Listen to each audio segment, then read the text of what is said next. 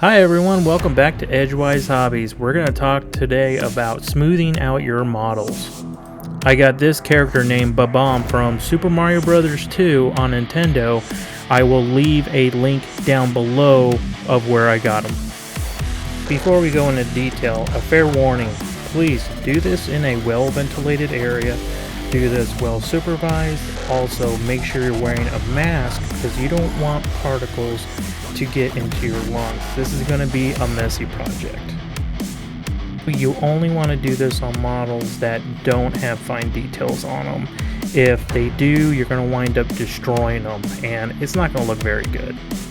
So the method we're going to go over today is just the sandpaper method.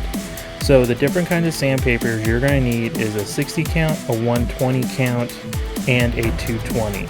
Just remember, the higher your count is, the smoother your surface area is going to be. Going right now is just a 60 grit sandpaper. That's going to take a lot of your chunks out of your model, so you don't have to spend all day just going over the spot. You can go back and forth or swirls, it just depends on your model. I use a spun sandpaper just because it's a lot easier on my hands, but then I usually work down to just the sandpaper. But you just got to remember, you want to keep on moving your hand, moving in different areas, because if you stay on one spot too long, you're going to wind up getting a flat spot, and you don't want that. And then once you get the whole model, you'll slowly get an eye wet areas you can go over again. But once you feel like you got the whole model, then you want to start on the 120. So it's not going to be as abrasive as the 60, but the 60 just knock out a lot of the huge chunks. So we're going right into the smoother area. If you do feel like that there is some areas that need more smoothing out, go back with the 60. It's not going to hurt it. It's just we're trying to get that goal of smoothing everything out. So what I tried here is doing it with a Dremel. It's a 220 grit. So you want to go over it a little bit smoother, but you don't want to rev up the RPMs way too high, or you're just going to wind up melting the plastic and then it gouges into your model quickly. So I just tried to give it a shot on a lot of the rougher areas to see how it did, and it did okay, but it's one of those where you just have to practice over and over with it. It gets some time to get used to, but I know a lot of people that have used it and they say it works fine for them. So now I'm going over with the 220 grit, and this is going to be very smooth. So you want to keep on going over some of the areas until you see that a lot of your bumps and stuff are gone. But again, if you feel like you need to go back over with a 60 or 120, go for it. It's just how also I tend to also wash in between each grit.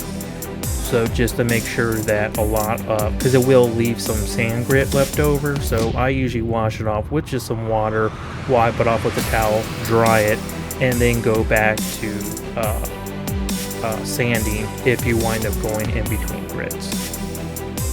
Once you feel like you got everything smoothed down, then you go and prime it. What the priming does, it's gonna actually make all the places that you missed pop out. Because your eyes are getting so used to your model, you keep on, going different places. You just, by applying this is gonna make all those other places that you missed pop out.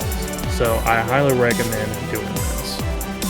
And like I said before, after I done primed it, I did see a lot of spots where I could go over. So feel free to go over it again with your sandpaper.